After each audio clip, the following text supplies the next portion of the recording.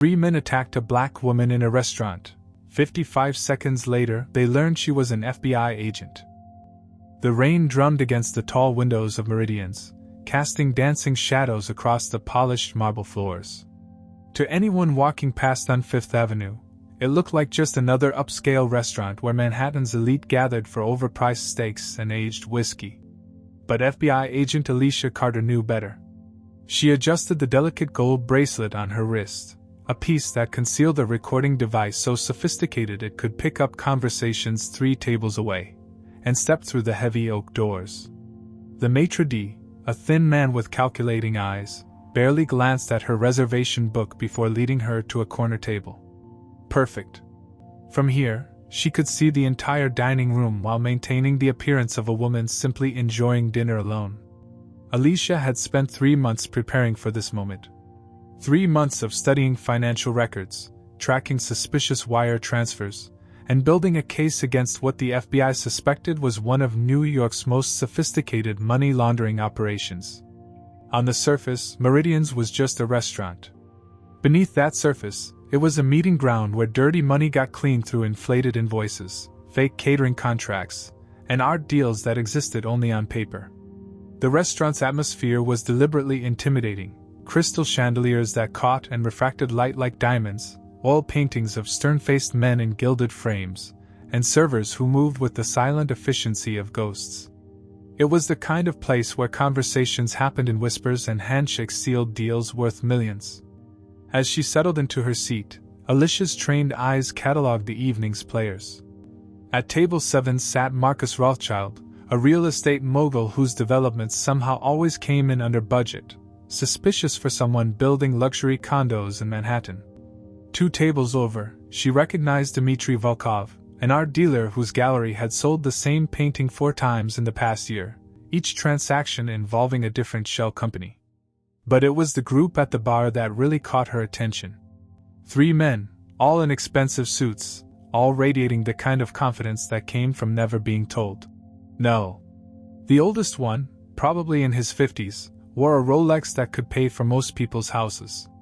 The second man, younger but equally polished, kept checking his phone with the impatience of someone used to controlling every minute of his day. The third was the loudest, his voice carrying across the room as he regaled his companions with what seemed to be a story about acquiring another company.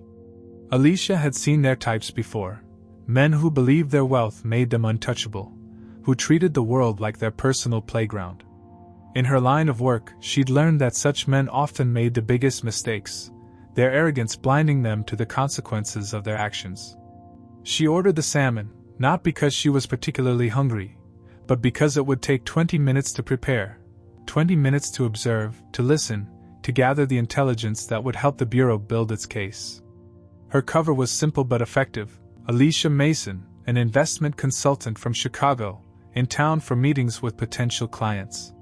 She'd practiced the backstory until it felt real, complete with business cards, a LinkedIn profile, and references that would check out if anyone bothered to verify them. The server, a young woman who couldn't be more than 25, approached with nervous energy. "Can I get you anything to drink while you wait?" "Just water, please." Still not sparkling. Alicia's voice carried the slight tension of someone dining alone in an unfamiliar city, a perfect touch to her cover. As the server walked away, Alicia activated the recording device in her bracelet with a subtle twist. Around her, the restaurant hummed with the kind of conversations that might sound innocent to a casual observer but carried deeper meanings for those who knew how to listen. "The shipment from Morocco arrives next Thursday," she heard from a nearby table. "Make sure the gallery is ready for the private viewing," came another snippet. "The offshore account is clean, no flags from the feds." Each phrase was like a puzzle piece, part of a larger picture the FBI had been trying to complete for months. But Alicia knew she had to be patient. One wrong move, one moment where her cover slipped, and months of work would be wasted. The 3 men at the bar were getting louder, their conversation punctuated by expensive whiskey and the kind of laughter that came from sharing secrets. She could feel them noticing her now, their glances becoming more frequent, more appraising. In her black dress and modest jewelry, She knew she looked like exactly what she was pretending to be, a professional woman dining alone, confident but not flashy, successful but not threatening. What they couldn't see was the Glock 19 secured in a holster beneath her jacket, or the years of combat training that had turned her body into a weapon as precise as any firearm. They couldn't know that she'd graduated top of her class from Quantico, or that she'd spent the last 5 years taking down criminal organizations that thought they were smarter than them. As her salmon arrived, perfectly prepared and artistically plated, Alicia allowed herself a small smile. Everything was going according to plan. She was invisible, just another diner in an expensive restaurant, gathering evidence that would eventually bring down a network that had been operating with impunity for far too long. She had no way of knowing that in less than an hour. Her careful cover would be blown not by a mistake in her planning, but by the arrogance of 3 men who couldn't leave well enough alone. The first sign of trouble came disguised as admiration. "Now that," said the loudest of the 3 men at the bar, his voice carrying across the restaurant with the confidence of someone who'd never been asked to lower it, "is a woman who knows her worth." Alicia didn't look up from her salmon, but every instinct she'd honed over 5 years in federal law enforcement went on high alert. She'd been in this situation before, men who mistook professional composure for availability, who saw a woman dining alone as an invitation rather than a choice. The difference was that usually, she could simply leave. Tonight, she had a job to finish. The man with the Rolex, she'd mentally dubbed him, gold watch, raised his glass in her direction. "Marcus, look at her. Confident, beautiful, probably has her own money. That's the kind of woman who knows how to keep secrets." Marcus, the younger one who'd been checking his phone, finally looked up. His assessment was clinical, predatory. "She's alone. Probably from out of town, judging by the way she's taking in the room. Business trip, maybe?" The third man, whom Alicia had nicknamed Loud Voice, for obvious reasons, finished his whiskey in one gulp. "Gentlemen, I think we should introduce ourselves. A woman like that shouldn't have to eat alone." Alicia's fingers found the stem of her water glass, a seemingly casual gesture that actually positioned her hand for a defensive move if needed. She'd learned long ago that projection was everything, appear vulnerable, and predators would circle. Show too much strength, and you'd blow your cover. The key was finding the middle ground, the sweet spot where she looked like someone who could take care of herself but wouldn't pose a threat to fragile male egos. But these 3 had apparently missed that memo entirely.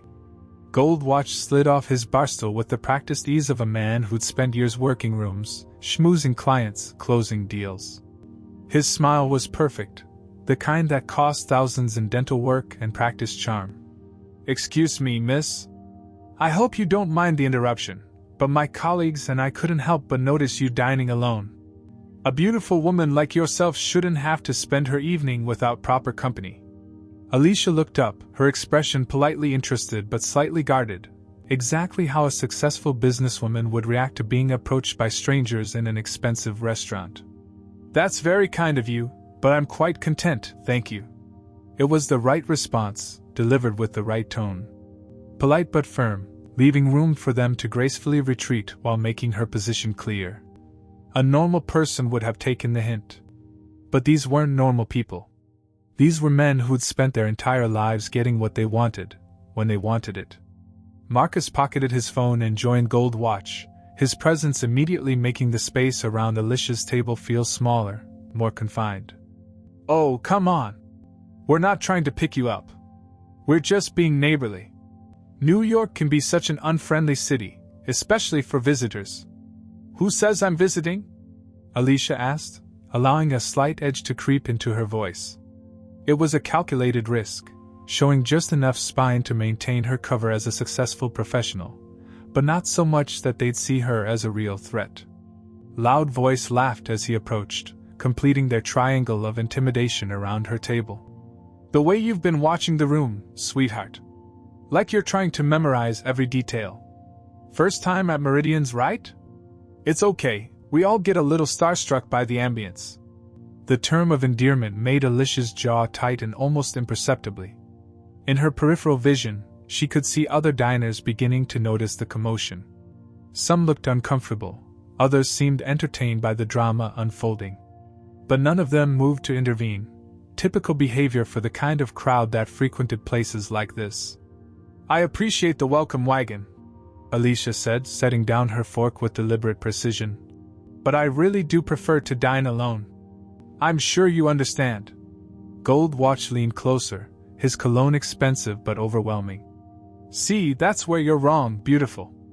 A woman with your obvious qualities, she's wasted on solitude. You look like someone who appreciates the finer things in life. We could show you parts of this city that aren't in any guidebook." The threat was subtle but unmistakable. This wasn't just about dinner conversation anymore. Alicia could feel the shift in their energy, the way their body language became more aggressive, more entitled. They'd moved from friendly overtures to something darker, more possessive. Around them, the restaurant's atmosphere had changed. Conversations at nearby tables had quieted, servers had stopped their usual choreographed movements, and even the background jazz seemed muted. Everyone was watching now, waiting to see how this would play out. Alicia's training kicked in automatically, her mind cataloging exits, potential weapons, and the positioning of everyone in the room. The kitchen was 20 feet to her left, the front door 30 feet behind the three men. Her Glock was accessible, but drawing it would blow her cover completely. Better to de-escalate if possible. "Gentlemen," she said, her voice carrying just enough authority to cut through their alcohol-fueled confidence. "I'm going to ask you one more time to please return to your evening and let me finish mine." But instead of backing down, they closed ranks. Gold Watch actually pulled out the chair across from her and sat down without invitation. "Oh, we're just getting started, honey. The night's young, and so are we." What happened next took exactly 55 seconds. Alicia would know because she'd been trained to count during combat situations. Time dilation was real, and maintaining awareness of actual elapsed time could mean the difference between controlled response and excessive force. Second 1, Marcus reached for her wrist. It should have been a simple gesture, probably intended to look gallant, helping a lady from her chair, perhaps, or just a controlling touch to keep her seated. But the moment his fingers made contact with her skin, 5 years of federal training took over. Alicia's response was immediate and devastating in its precision.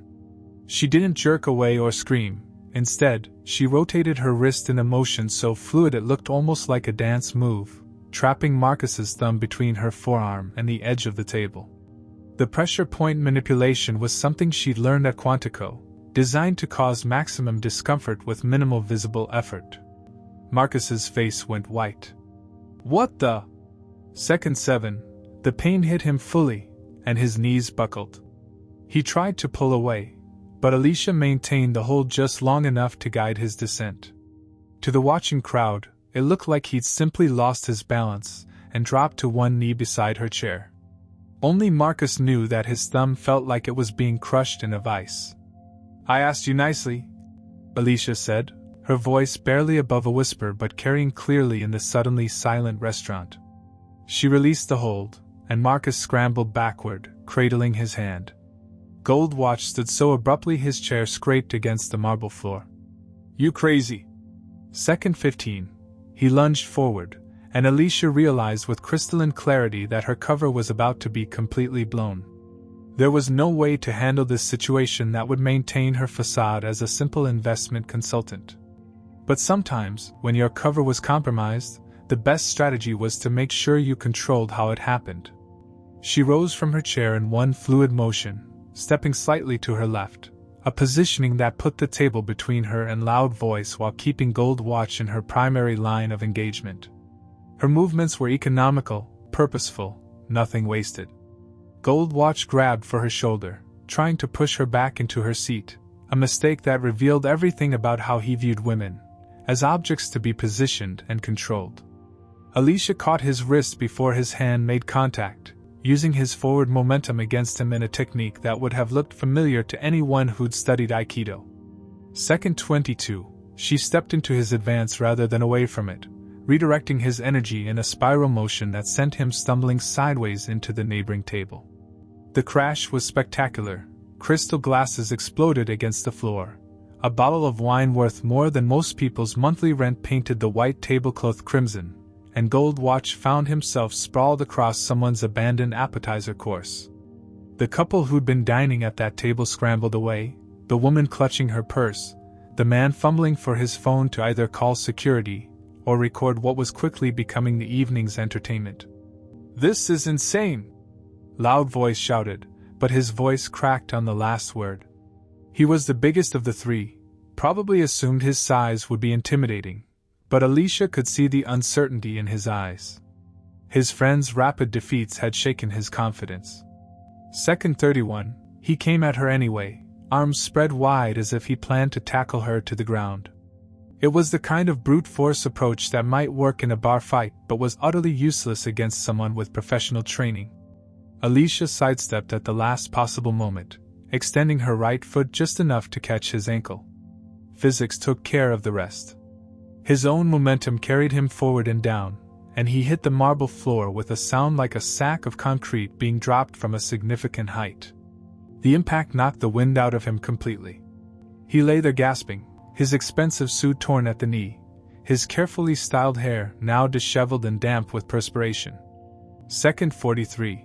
The restaurant had gone completely silent except for the sound of loud voices, labored breathing, and the distant clatter of kitchen staff who'd stopped their work to peer through the service window.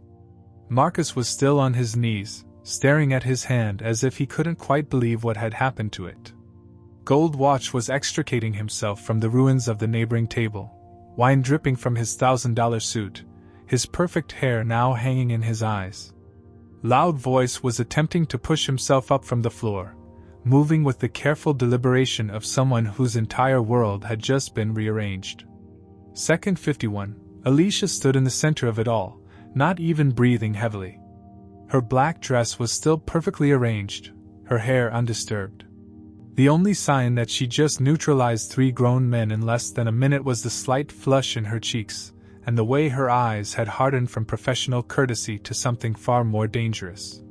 She looked around the restaurant, taking in the shocked faces, the phones being raised to record, the servers frozen with trays in their hands. Every person in the room was staring at her with a mixture of awe and terror. Second 55. The silence stretched, thick and heavy, until finally Gold Watch found his voice. "Who the hell are you?" And that, Alicia realized with a mixture of resignation and satisfaction, was exactly the right question. The silence that followed Gold Watch's question was the kind that felt alive, pregnant with possibility and danger in equal measure. It stretched across the restaurant like a hell breath, touching every table, every face, every person who had suddenly found themselves witness to something far more complex than a simple dinner disruption. At table 7, Marcus Rothschild, the real estate mogul whose suspicious financial dealings had first put Meridians on the FBI's radar, slowly lowered his fork. His eyes were fixed on Alicia with the intensity of a man realizing he might have seriously underestimated his surroundings. The woman he'd been casually observing all evening, the one he'd dismissed as just another diner, had just dismantled three grown men with the efficiency of a surgeon. 2 tables over, Dmitry Volkov, the art dealer with the mysteriously resilient painting collection, was no longer looking at his phone. Instead, he was studying Alicia's face with the same calculating attention he usually reserved for authenticating million-dollar masterpieces. His expression suggested he was trying to place her, to figure out if she was someone he should have recognized. The couple who'd been displaced from their wine-soaked table stood pressed against the far wall, the woman clutching her husband's arm while recording everything on her phone. Their whispered commentary provided a running narrative that rippled through the room. "Did you see how fast she moved? Those guys never saw it coming. She's not even breathing hard." But it was the transformation in the three would-be attackers that created the most dramatic shift in the restaurant's atmosphere. Marcus, still cradling his injured hand, had gone from entitled aggression to something approaching terror. He kept looking between Alicia and the exit, clearly calculating whether he could make it to the door before she decided to finish what he'd started. The confidence that had carried him through decades of real estate deals and backroom negotiations had evaporated completely, replaced by the wide-eyed panic of a man who just realized he'd picked a fight with a hurricane. Gold Watch, whose expensive watch was now cracked from his encounter with the neighboring table, was attempting to salvage what remained of his dignity by brushing wine from his ruined suit. But his hands were shaking, and every few seconds he'd glance at Alicia with the wariness of prey that had somehow escaped a predator but wasn't sure the danger had passed. Loud voice was still on the floor, though he managed to prop himself up against a chair leg. The loud bravado that had given him his nickname was nowhere to be found. Instead, he sat in stunned silence, touching his scraped palms and staring at Alicia as if she were some kind of supernatural phenomenon. Their humiliation was complete and public, witnessed by exactly the kind of people whose respect and fear they'd spent their careers cultivating. In less than a minute they'd gone from the restaurant's alpha predators to its most pitiable casualties. The restaurant manager, a thin man named Henri who'd spent 15 years perfecting the art of discreet crisis management, found himself facing a situation his training had never covered. He approached Alicia's table with the careful steps of someone walking through a minefield, his usual professional composure cracking around the edges. "Miss," he began, his accent thickening under stress, "perhaps we could discuss this matter privately." But Henri was caught in an impossible position. The three men weren't just random customers. They were regulars, VIPs who brought significant business to Meridian's. Gold Watch alone had hosted at least a dozen high-stakes business dinners in the past year, each one generating thousands in revenue. Marcus had used the restaurant's private dining room for meetings that Henri suspected involved far more than simple real estate transactions. Yet here was this woman, this unknown quantity, who had just demonstrated capabilities that made Henry's carefully maintained world of plausible deniability suddenly very dangerous. If she could dismantle three powerful men in less than a minute, what else might she be capable of? And more importantly, who was she really? The other diners were beginning to recover from their initial shock, and their whispered conversations were growing louder, more animated. Phones were appearing at more tables, cameras pointing in Alicia's direction. Social media posts were being composed in real time, hashtags already forming. Hashtag restaurant takedown, hashtag mystery woman, hashtag Meridian mayhem. The exclusivity that made Meridian so attractive to its clientele, the promise that what happened within its walls stayed within its walls, was dissolving with every recorded second, every shared video, every whispered speculation about the quiet woman who just turned their sanctuary upside down. At the bar, the remaining patrons had turned completely around on their stools, no longer pretending to mind their own business. The bartender had stopped mixing drinks entirely, his hands frozen around a bottle of top-shelf vodka as he watched the drama unfold. Even the servers had abandoned their choreographed invisibility. They stood in clusters near the kitchen entrance, whispering urgently among themselves, their usual professional composure replaced by the wide-eyed excitement of people witnessing something that would become the story they'd tell for years to come. The transformation was complete. What had been an elegant, discreet haven for Manhattan's elite had become a stage, and every eye in the house was focused on Alicia Carter, waiting for her next move. Gold Watch struggled to his feet, using the wall for support, his face flushed with humiliation and rage. "You're going to pay for this," he whispered, but his voice carried no real threat, just the hollow bluster of a man whose world had been shattered in 55 seconds. Alicia straightened her black jacket with deliberate precision, smoothing out invisible wrinkles while the entire restaurant held its collective breath. The small gesture was both practical and symbolic, a woman putting her professional armor back in place after an unexpected battle. For a moment, she simply stood there, letting the weight of everyone's attention settle around her like a familiar coat. Then, for the first time since entering Meridian's that evening, she spoke loud enough for the entire room to hear. "Gentlemen," she said, her voice carrying the kind of quiet authority that made people lean forward to listen. "And I use that term very loosely, you've just made a significant error in judgment." She reached into her jacket, a movement that made several people flinch, and withdrew not a weapon, but a slim leather wallet. The motion was casual, almost anticlimactic, but when she flipped it open, the small gold badge caught the chandelier light like a beacon. "Special Agent Alicia Carter, Federal Bureau of Investigation." The words landed in the restaurant's silence like stones thrown into still water, creating ripples of shock that spread from table to table. Phones that had been recording the aftermath now captured something far more significant: the moment when a simple dinner disturbance revealed itself to be something much more complex. Marcus Rothschild went pale. The real estate deals, the suspicious financial transfers, the carefully maintained fiction that his developments always came in under budget, everything he thought was invisible suddenly felt exposed under the harsh light of federal scrutiny. His hand instinctively moved toward his phone, probably calculating which of his lawyers to call first.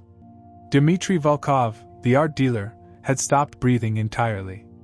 The gallery that sold the same painting multiple times, the shell companies, the transactions that existed only on paper, all of it paraded through his mind like evidence in a trial that hadn't happened yet.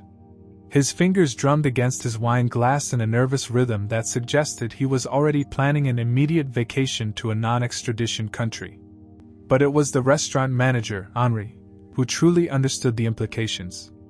Meridian's wasn't just losing its discreet atmosphere, it had been operating under federal surveillance. The private dining rooms where handshake deals sealed million-dollar frauds, the conversations about offshore accounts and untraceable shipments, the careful orchestration of money laundering disguised as legitimate business, all of it had potentially been recorded, catalogued, and filed away in some FBI database. "You see," Alicia continued, her tone conversational despite the chaos she'd just created, "I wasn't here tonight for the salmon. Though it was perfectly prepared, by the way." She nodded toward her barely touched dinner, a gesture so casual it bordered on surreal given the circumstances. "I've been watching this establishment for quite some time. 3 months, to be precise. Tracking financial irregularities, monitoring suspicious transactions, building a case that would normally take months more to complete." Goldwatch found his voice, though it came out as more of a croak. "You can't. This is entrapment." "Entrapment?" Alicia's laugh was sharp, cutting. "You three approached me, remember? I was sitting quietly, minding my own business, documenting the various illegal activities that flow through this restaurant like wine through a decanter. You decided to make me part of your evening's entertainment." She gestured toward the wreckage they'd created, the overturned chairs, the wine-stained tablecloth, the scattered crystal that sparkled like diamonds on the marble floor. "By forcing my hand, you've actually done me a tremendous favor. You see, maintaining cover in a long-term surveillance operation is exhausting.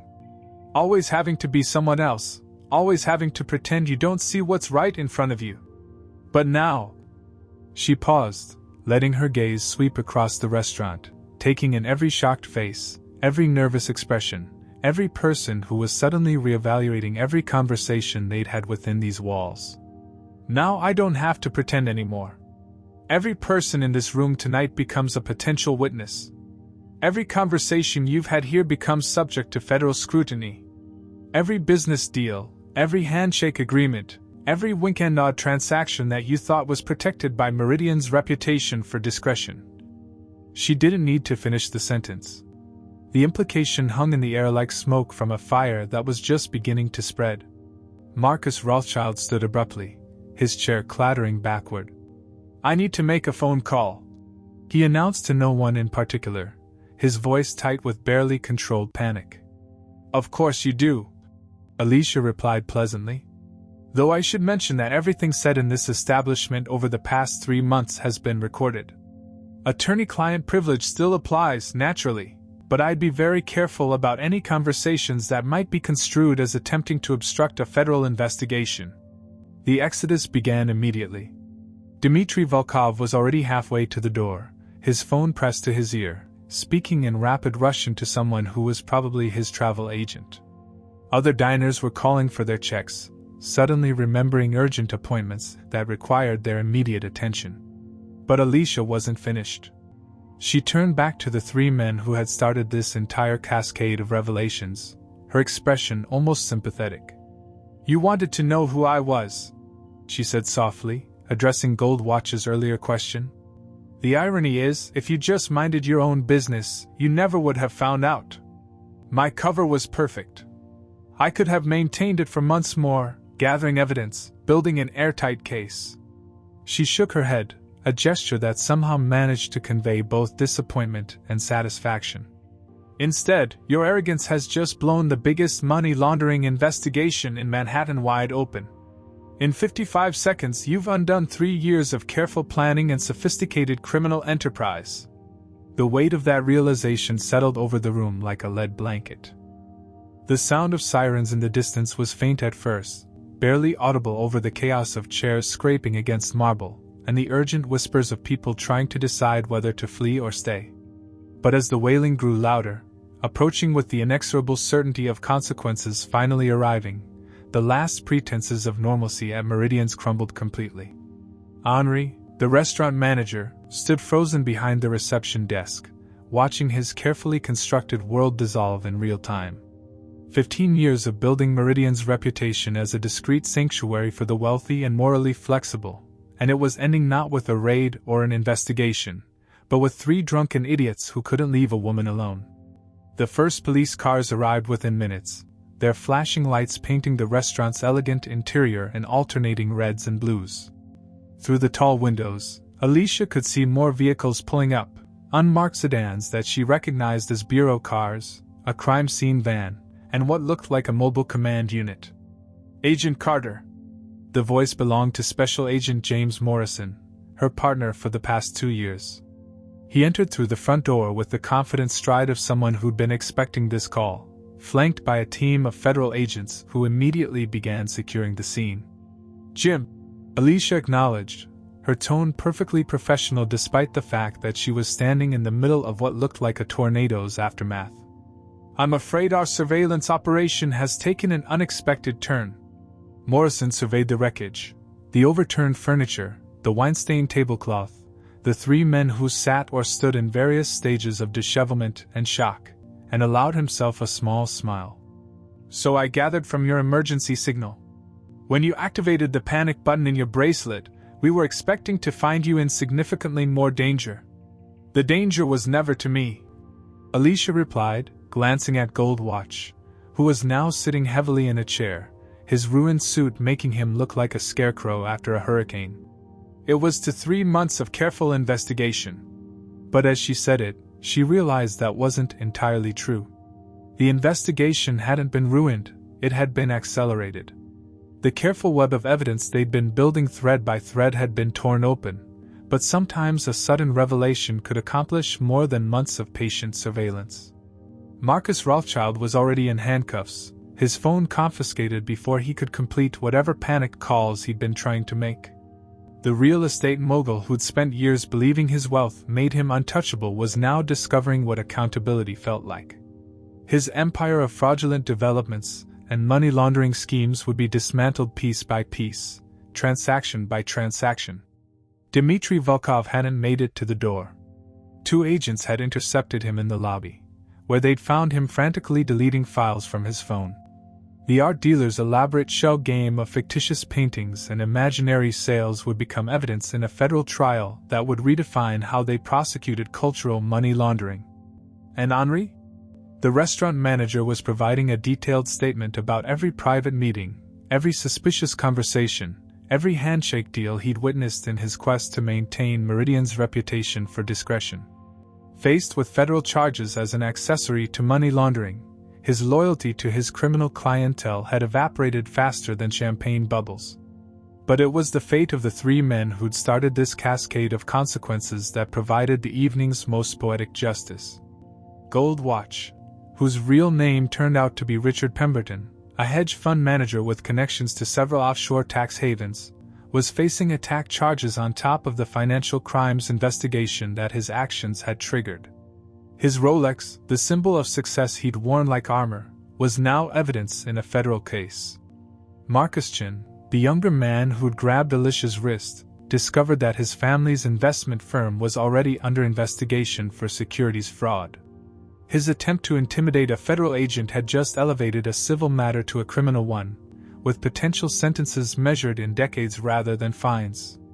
And Loud Voice, Thomas Kellerman, a construction contractor whose companies had been used to launder money through inflated building contracts, was learning that attack on a federal officer carried a mandatory minimum sentence that would keep him away from his criminal enterprises for a very long time. As the last of the evidence was collected and the suspects were led away, Alicia found herself alone in the restaurant that had been her second home for 3 months. The elegant dining room that had once hummed with illegal conversations now echoed with the hollow emptiness of a stage after the final curtain. She retrieved her purse from her table, leaving money for her barely touched salmon.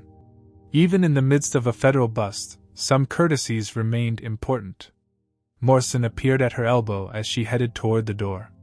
"You know," he said conversationally, "when we planned this operation, I don't think anyone anticipated it ending with you personally dismantling 3 suspects in hand-to-hand combat." Alicia paused at the entrance, looking back at the restaurant one final time. "Sometimes the best investigations are the ones that investigate themselves," she replied. "Those 3 men spent their entire lives believing that power and money made them untouchable. Tonight they learn that arrogance has a way of destroying itself." As she stepped out into the New York night, Alicia reflected on the strange turns that justice sometimes took. She'd come to Meridian's to gather evidence against a money laundering ring, and instead, she'd watched that ring destroy itself in less than an hour. Behind her, the restaurant that had once been Manhattan's most exclusive haven for criminal enterprise stood empty, its reputation shattered, its secrets exposed, its power broken by 55 seconds of consequences that 3 arrogant men had brought entirely upon themselves. Sometimes, Alicia thought as she disappeared into the city's endless stream of lights and shadows, the most effective law enforcement was simply giving criminals enough rope to hang themselves. And sometimes, that rope came in the form of a quiet woman having dinner alone.